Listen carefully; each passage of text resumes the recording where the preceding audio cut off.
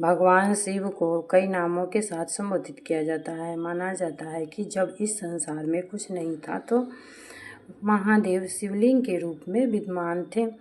हम ऐसे में मन में एक सवाल आता है कि भगवान शिव के स्वरूप शिवलिंग की उत्पत्ति कैसे हुई।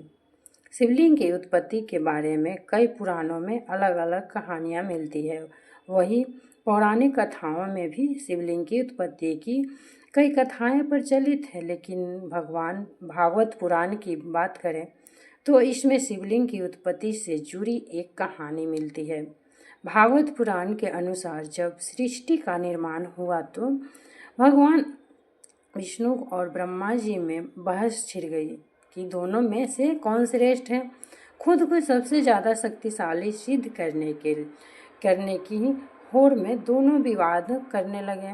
तब भी आकाश से एक विशाल शिवलिंग उपस्थिति हुआ जो महादेव का प्रतिनिधित्व करता है। आकाश से आवाज़ आई कि जो भी इस दिव्य चमकीले पत्थर का अंतिम छोर तलाश कर लेगा वो सबसे शक्तिशाली माना जाएगा। पत्थर का अंत ढूंढने के लिए भगवान विष्णु और भगवान ब्रह्मा दोनों ने पृथ्वी के हर तरफ गए, लेकिन उन्हें इस दिव्य पत्थर का छोर नहीं मिला। काफ़ी मेहनत करने के बाद जब दोनों को छोर नहीं मिला तो विष्णु जी ने तो हार मान ली, लेकिन ब्रह्मा जी ने झूठ का सहारा लेकर खुद को श्रेष्ठ सिद्ध करने की कोशिश की।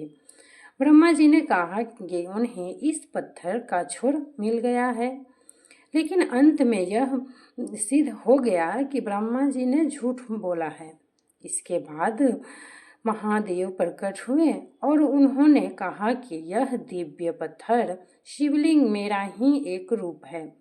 मैं शिवलिंग हूँ और मेरा ना कोई अंत है और ना ही शुरुआत।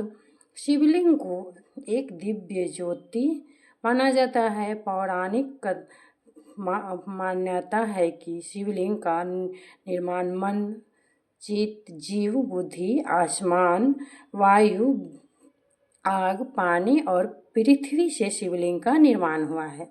शिवलिंग को पूरे ब्रह्मांड का प्रतीक माना जाता है। कहा जाता है कि संसार में शिवलिंग की उत्पत्ति सबसे पहले हुई थी। शिवलिंग की पूजा करने का विशेष महत्व है। भक्ति भाव से पूजा करने का महादेव सारी मनोकामनाएं पूर्ण करते हैं। कहानी अच्छी लगी हो तो लाइक एंड सब्सक्राइब जरूर कीजिएगा।